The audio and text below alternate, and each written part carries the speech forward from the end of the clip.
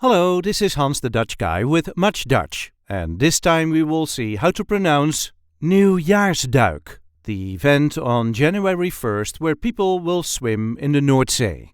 This is the way we say nieuwJAARSduik. nieuwJAARSduik. There is a light emphasis on the second syllable. nieuwJAARSDUIK.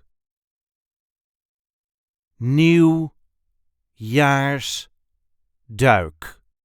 nieuwJAARSduik. nieuwJAARSduik.